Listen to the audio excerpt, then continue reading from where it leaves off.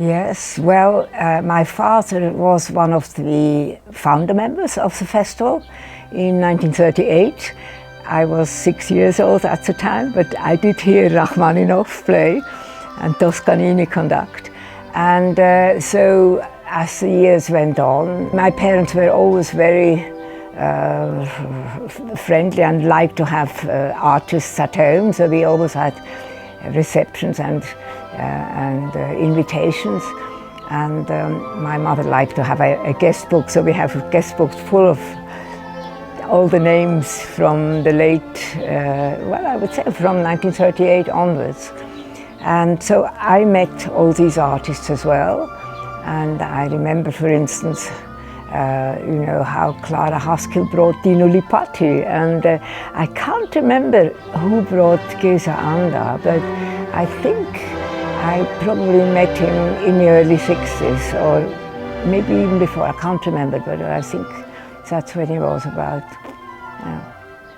I don't really remember in the early days. Of course, I remember when he came to London and he played with the Philharmonia Orchestra.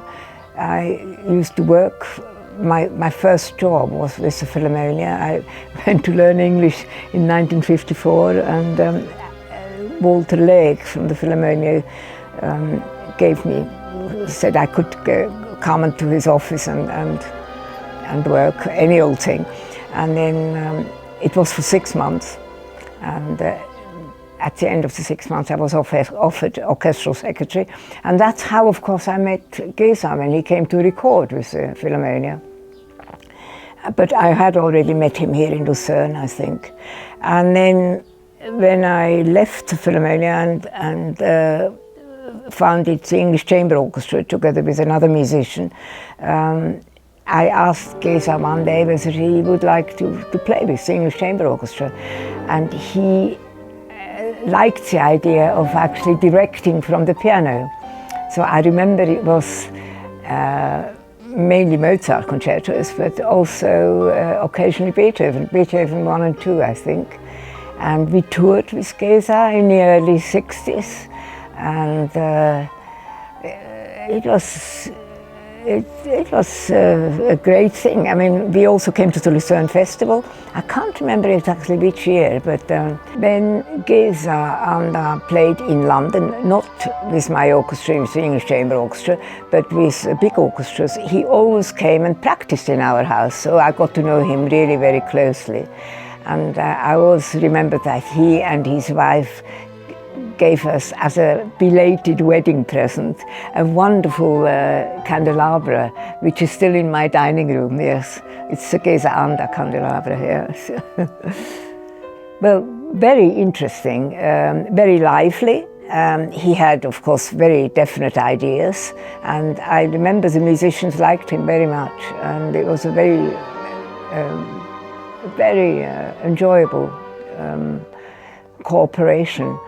And he was great. I remember going around Switzerland for the Clubhouse concert with him, and he was directing from the piano, and it was always very, very enjoyable.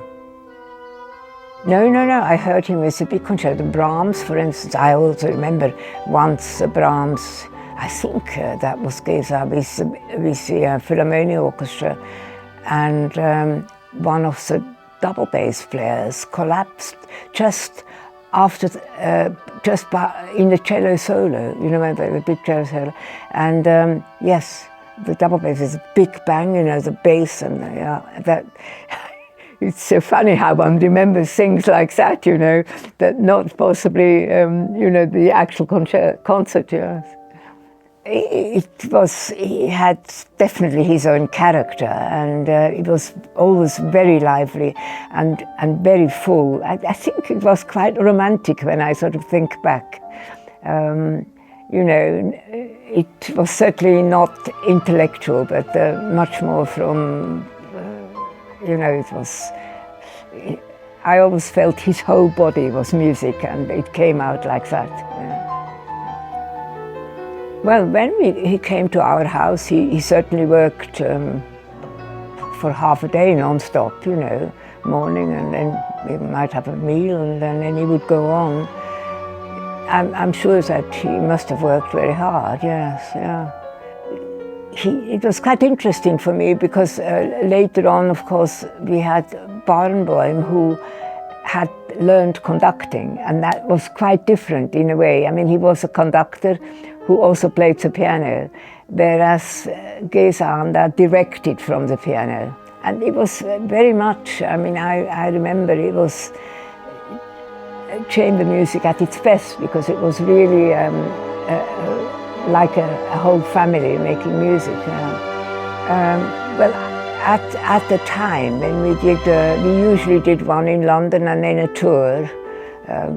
Perhaps it would be 8 to 10 concerts in one row, but it happened perhaps it wasn't regular, every 2 years or so, because I mean we didn't engage him. It had to come through an agency, because we were a poor orchestra really, and we just made ends meet, and so it was.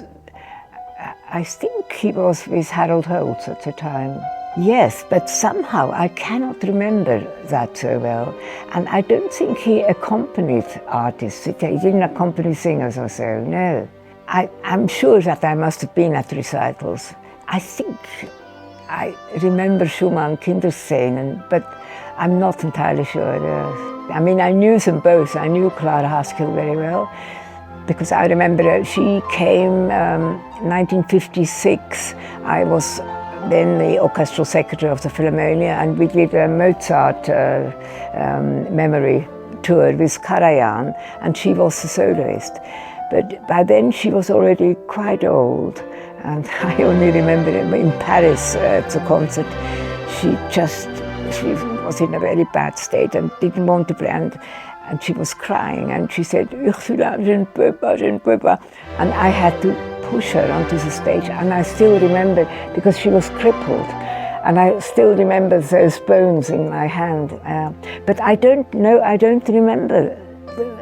I don't know why, but maybe I was not here, because I left Lucerne in 1954. I left and didn't come back. So very often I wasn't here when there was something important.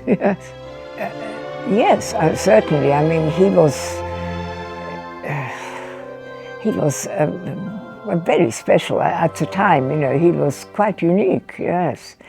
And I'm very glad that he's remembered also through his competition, because people will find out about him, yes. He certainly, I remember him always young. I don't know. I mean, he never, well, of course he didn't grow. He didn't become very old. But for me, he was always a young, quite sort of racy pianist, in the best sense of the word, you know, as well, yeah. I think it's very difficult. I meet a lot of, I mean, of course there are a lot of very good pianists too. And I think the best is if you have a personal representative, and who really believes in you, and somebody who has all the contacts. And this is not easy to have. You know, somebody like Alfred Brendel had with Ruth Böttcher. That's to me the ideal, but it doesn't exist very much. I think it's very hard to... I still believe that if somebody is really outstanding, they will make the grade, yes. Yeah. I think competitions are a good thing. I know that, you know, some artists don't want to compete, but of course, you know, you're not always at your best. So maybe when it comes to the final, you know, it might be not your best day, and then you don't win. But I think overall it helps very much. I mean, those people who become finalists, I think that's very much recognized by the whole world, and on the whole, they will get on. Yes. So I think it's a good thing to be exposed, you know, to have to show what you can do. Yes.